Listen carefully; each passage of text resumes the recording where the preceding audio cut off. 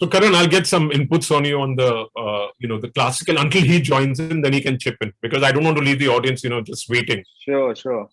So in what happened in the 80s, America, when the concept of showrunners really came about, the writer has to be agonized, he has to be traumatized. The writer is not a simple, straightforward guy. Is that true?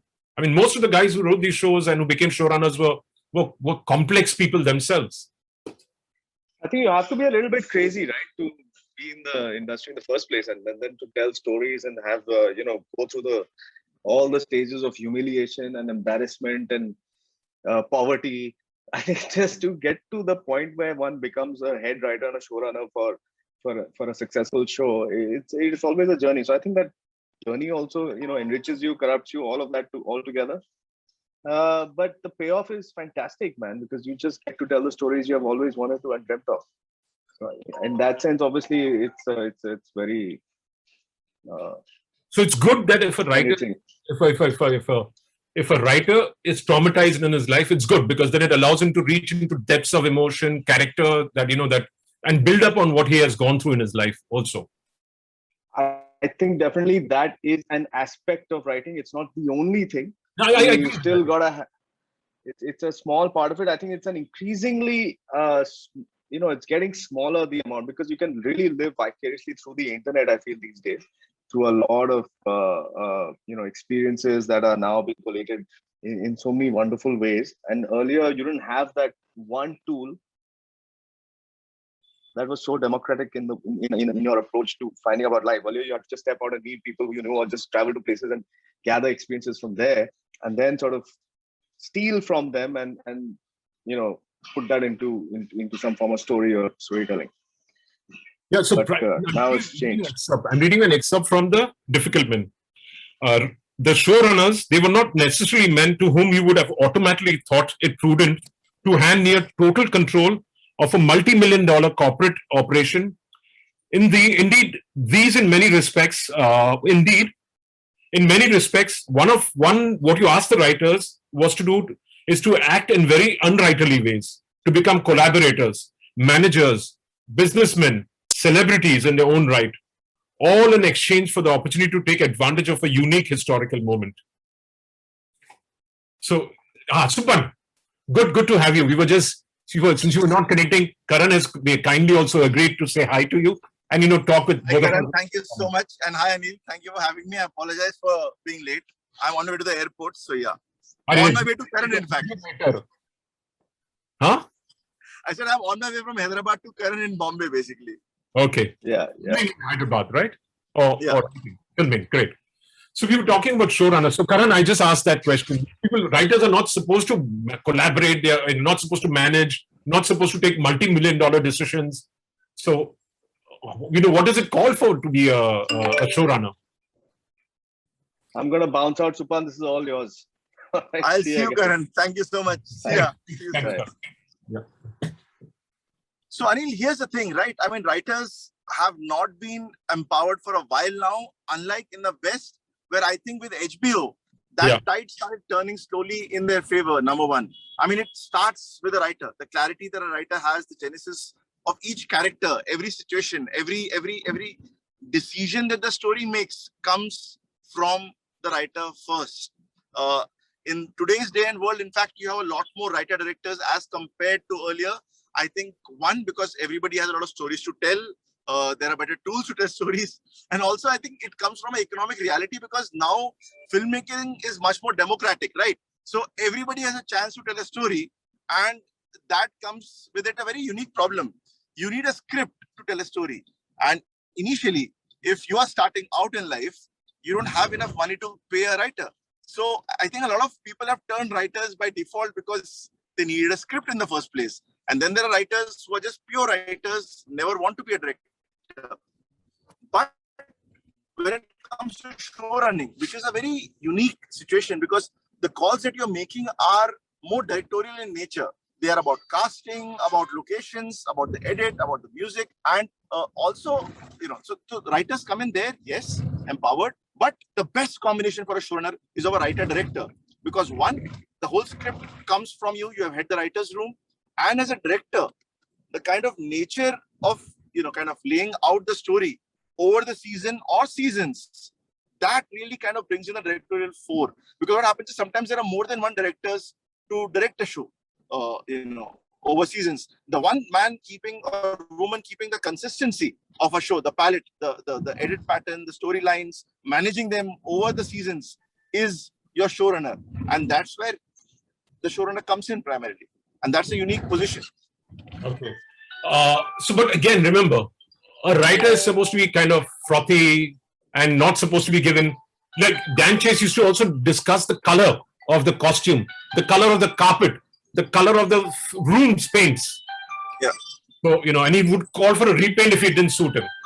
Yeah. So it's a commercial decision. Writers are supposed to be, not business people. Yeah. So putting everything into the hands of that rather than the producer. So two things. I don't think every writer is cut out to be a showrunner. Number one, not every writer can be a showrunner. That comes with, with experience, with knowledge. A writer who may never have been a director.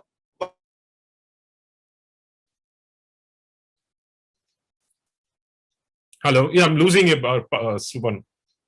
But who's been around for a long time, been on sets, too talented to pull it off. Would make a great. You realize that, initially writers are also given EP credits. So they're on set, they're kind of part of the production process, which is very slightly different from the way our process works. So they are getting experiences hands-on. Also, they start off not just by being a writer at first shot. They start off by being a staff writer. They're staff writers for years. Then they move up the graduation ladder, become a story writer, then go on to being, the head writer, and then go on to be a showrunner. So it's a process. There's a learning curve there in the West. It's not like, oh, you're a writer, come walk in, you're the showrunner of the film, of the show either. So there's a massive 10-year to 12-year, 15-year journey between being a writer and reaching stage as a showrunner. And in India, I think our platforms have been making showrunners of directors or writer-directors, which is a perfect combo in that sense, because they come with both experiences. Okay. And what leeway are you getting as a showrunner? Because I was told that, there's still, Karan was saying earlier, the platforms are still interfering. So here's the thing, right? End of the day, I view platforms more as collaborators, and the interference is not interference, it's their interpretation. So I'll give you a basic example, right? For example, I'm the showrunner, I'm the head writer, I've written a script. As the process is, you do send the script back to the platform, and they come back with feedback, sometimes good, sometimes questions, sometimes negative, and they have these notes, and they have it across the world. It's not just India. A showrunner to them as well, right? Some of the showrunners show the middle finger to It sounds nice. It sounds nice to show the middle finger, but that's not how it works even there. Number one. Number two, here's the thing, and this is how I see it, right? When an executive who may not be a creative person, how do you treat them? I treat them like my audience. Okay. So if my audience is asking a question, and this is something I saw in a masterclass by Jordan Peele, which is a great way to kind of understand the notes given to you, is ask yourself a simple question. Why did this person ask this? Where are they coming from?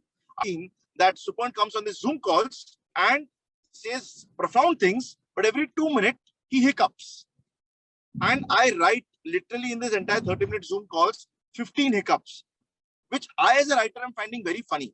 And you as an executive give me a note that, Supan, everything you say in this Zoom call is fantastic, profound, but that hiccups are not working. They're sounding very gross. Now, I am convinced that's funny. It's not gross. And I can fight for it without questioning at all. Or I can stop for a second and saying, why is Anil finding my hiccups gross? Which basically means the context setting of where I'm coming from is missing. So if I began the same scene with me entering this saying, hey Anil, how are you doing? Yeah, I'm really sorry, but I had this really shitty Bombay Bhel and it's giving me the loosies and these hiccups, man. You have a funny visual in your head. Now, every time I hiccup, you will smile because you also eaten a Bombay Bhel Puri. I'm sure you've had a Bombay, stomach, and that just lends context to what is happening. So I approach studio notes with that perspective of where are they coming from? And then, of course, there are certain beliefs that you completely believe in and you push back. and they respect that. But it's a give and take. End of the day, it's their platform that it has to go on. They have to be answerable to their bosses. It's their neck on the line. I'll make my show, I'll take my paycheck, I'll walk away. I will have to live with the big bats or not. But then they will also have to live with certain decisions, which are dependent on the decisions I make.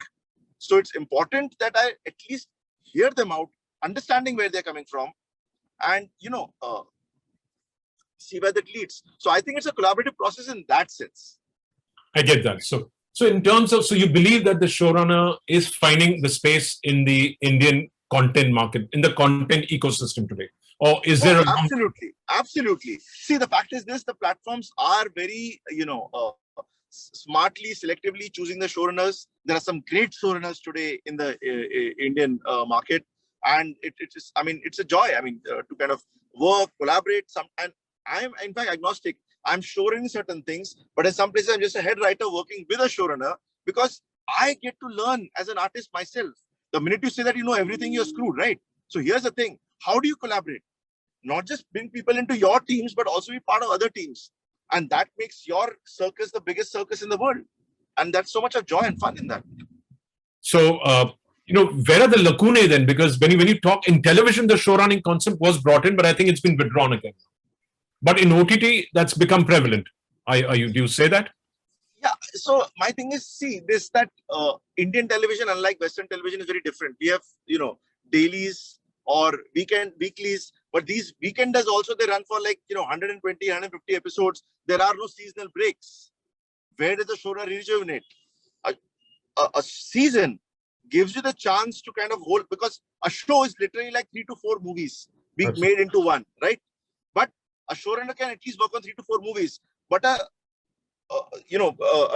dedicating 1 year of your life to 150 episodes is a lot. Nikhil Advani did that with POW. When they made that show. But again, that was seasonal. They were very clear that they would have 2 seasons and finish it off. So there was an end point. So he knew when his exit was. But if this show is going to go on infinitely for 10 years and you're going to output 1,000 episodes, it's not a showrunner's medium then. It's writers with directors changing daily, writers changing over, months and years, actors remaining the same. So your creative producers, in fact, even nobody in 10-year period, the only one remaining consistent actually is the producer who owns the product. Otherwise, the teams keep changing. So well, for a person like Asad Modi, J.D. Majetia, who are themselves, writers and possibly creators themselves. And producers. Yeah. They're producers and they're creators themselves. Yes, they are. The person, yeah. Whereas in other cases... JD is the perfect example of a television showrunner. He owns the product, he creates the product, and he produces it. So also there's an incentive, right? The ownership is there. Yeah. So what should you're saying it takes years, but is that being actively, is there a science coming to it in India, or is it still like in the US, it's a bit of there's a hierarchical growth towards being a showrunner. Is that being followed in India, or it's too early in the days for that to come into play? So here's the thing, when it comes to hierarchy, you will have in most cases, it's a senior director who comes in as showrunner, or a very senior producer who's produced really, really big, films and stuff, coming in as showrunner. But mostly, in most cases, it's a director. So there, it's simple, right? It's the easiest thing for him to be a showrunner. Basically, you're directing 4 films as one show with some other directors shooting episodes for you, but you're maintaining the consistency of it. So it doesn't look like this episode doesn't belong to this show in the first place. So there is order. There is not much chaos as we think it is. It's pretty laid out. And also it's a very defined template that we are adapting. So in that sense, in fact, writers today are much more empowered. Directors are much more incentivized and empowered. So are your producers. Yeah. So let's say, and is it necessary to have the showrunner being maintained from the seasonal, either the prequels or the sequels? Were you totally involved in season 1 also of Family Man, or did you come in? I was brought in when the edit of season 1 was being done, and I saw the first initial cut, and we began writing the second season, and then we were shooting the second season before the first season even released. So what did that mean for you because you were you the showrunner on season 2? No, Raj and DK were the showrunners. So you were just the head writer in that. Yeah. Okay. Ah, I so was the, writing with them and I was directing the episodes basically, and stuff like that. so what does that mean? Because they're, what does that mean for you as when you're under a showrunner, as a head writer and a director? It's almost like collaborating because we had divided the episodes, and I'll direct 5 episodes, they'll direct 4 episodes. But there might be times where I would direct some scenes from their episodes because of logistical reasons, production reasons, or they're not available per se.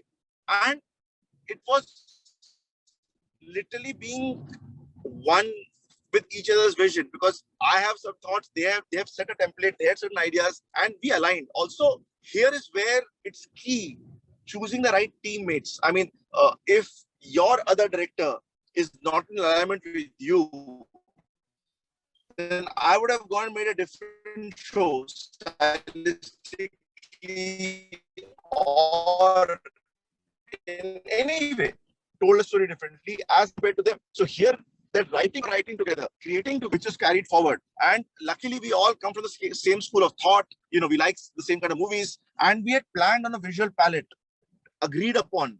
We created a certain set of rules. Like, for example, the entire show is handheld. There is no Steadicam ever used in the entire show. There is no track and trolley ever used in the entire show. And there are only 2 Jimmy Jib shots in the entire show. The rest, we have a few drone shots. Secondly, for example, rules of close-ups. So a close-up is below chest level. It's not this close unless you really need to kind of, prove a point. And, it's necessary. So basic things, negative framing for certain things. We created a style and stuck to that. So you would never know where one episode begins, where the second one ends, or if who's directed this scene from that episode. For example, if somebody else, any of us did it. And that comes from a unifying vision. And that clarity helps. Also, it keeps you, I think, alive as a director, because instead of shooting 120 days as one person, you kind of divide that between 2 teams. That really kind of keeps you rejuvenated through all of it. Because it's a very intense exercise. It's a massive production. Like, films are shot over 60, 70 days. A show, which is like 3 to 4 films, is shot over anywhere from 50 days to 120 days. So it's a massive exercise. Very draining also. But coming back again, so you as a showrunner, plus being the head writer, do you bring in specialists to work with you in terms of, it could be somebody who understands medicine. If you're doing something around medicine, you bring in a cop. You bring in. You believe that's important to making it more real, making it more, or like Abhimanyu Singh did with the State of Siege, the film, where he brought in one of the commandos who was part of that. So do you believe that is essential at the writing stage, at the directorial stage, or continuously with you? So it's highly important, because unlike television or even films to a point where you could take a certain leeway, OTT does not give you any leeway when it comes to authenticity. If you are talking about real subject matter, you better get your facts right, or you will be pulled down. Because one, it's going to an audience across the globe. Even if you're doing for a pan-India audience, forgetting about the globe, this is a highly educated, experienced audience with a great amount of exposure to facts and things in life, number one. So you get in the experts at the writing stage. At the directorial stage, when you're shooting it, you need them more for authenticity in terms of, is the costume right? Or, is he behaving this way? Or is this person supposed to stand here or stand there? Or who comes first or who comes later? And that order is kind of laid out. And once it is done, then you kind of, anyway, just go and maintain it across seasons. But it is highly key. And researchers are a very, very integral part of most writers' rooms that I'm part of. So in this case, it's not just research. It's a part of, how does a commando behave? You can't imagine it unless you have somebody who's been a commando to come in. No, you need to get a specialist. You need to get a commando as part of your team. Be a consultant. So you'll find that most shows these days, if you're making a medical show, you'll have a medical consultant. You'll have a military consultant. If you are talking about a military show or a police show or a forensic show, or a legal show for that matter, you have consultants these days for everything. You have one person who you consult, you call for every single question, or your researchers in touch with, and then gives you all the questions that they have found out, asked answers for, and it's all laid out. It becomes part of the Bible of the docket of who acts what is the hierarchy, what's the behavior, what's the uniform code, and the works. Yeah. So which of the showrunners internationally do you admire? Is it Ryan Murphy? Is it Shonda Rhimes? Or is it Dan Chase? Who are the people who you look up to as your idols? I am a huge fan of Shonda Rhimes and David E. Kelly, but my Okay. favorite is J.J. Abrams. J.J. Abrams. I love that guy. Fantastic.